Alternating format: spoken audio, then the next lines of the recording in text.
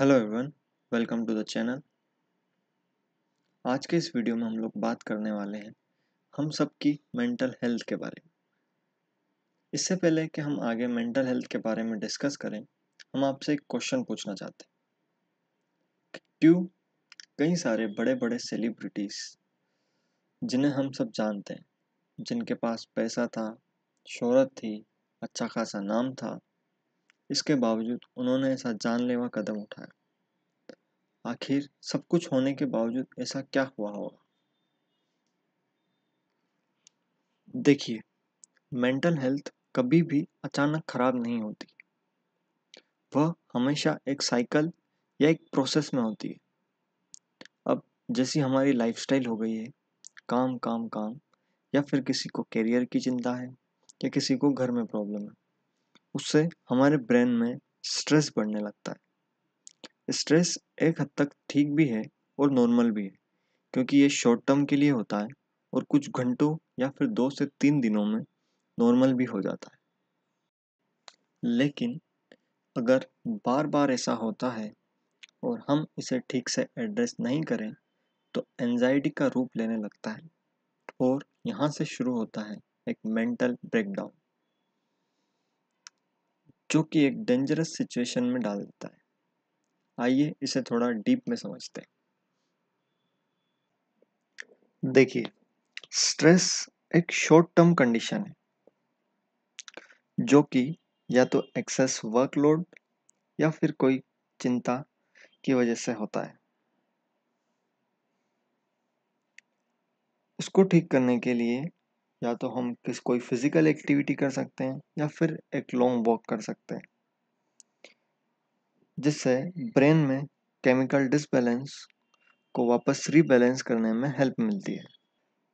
वहीं एंजाइटी हमारे अंदर चल रहे थॉट्स से अराइज होती है, जिससे हमें थोड़े ज़्यादा लंबे समय के लिए लड़ना पड़ सकता है। कई बार हम करियर या फिर फ्यूचर के बारे में कुछ बुरा होने वाला है ऐसा सोचने लगते हैं, जिसकी वजह से एंजाइटी डेवलप होती है। अगर इसे कैटर नहीं किया जाए तो ये आगे चल के डिप्रेशन में बदल सकती है।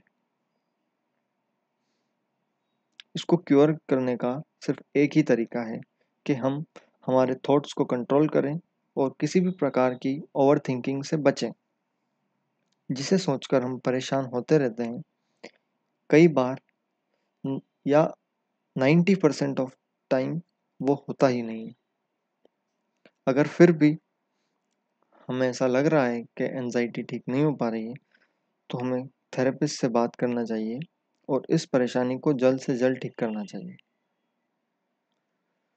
प्रेजेंट में मेंटल ब्रेकडाउन का एक बड़ा कारण ये भी है कि पहले हम लोग जॉइंट फैमिलीज में रहते थे या कम्युनिटीज या फिर एक ग्रुप में रहते थे, तो वहाँ जो मेजर प्रॉब्लम्स होती थी वो शेयर हो जाती या फिर उन्हें सॉल्व करने में काफ़ी आसानी होती थी। लेकिन अब हम न्यूक्लियर फैमिलीज की तरफ मूव करते जा रहे हैं या एक तरह से इंडिविजुअलिज्म की तरफ मूव कर रहे हैं, जिसके कारण कई सारी नई नई परेशानी खड़ी हो जाती है और ऐसे क्राइसिस सिचुएशन में व्यक्ति को अकेले लड़ना पड़ता है। हमारा जो सोशलाइज करने का नेचर था वो धीरे धीरे खत्म होता जा रहा है। इसलिए अब से ट्राई करें कि नए दोस्त बनाए जाएं, नए लोगों के साथ सोशलाइज किया जाए, उनके साथ इंटरेक्ट किया जाए और फैमिली के साथ टाइम बिताया जाए। या तो कहीं ट्रिप पे जा सकते हैं या ट्रैकिंग पे जा सकते हैं। ट्राई करें खुद को रोज़ाना किसी भी एक स्पोर्ट से जोड़ने के लिए।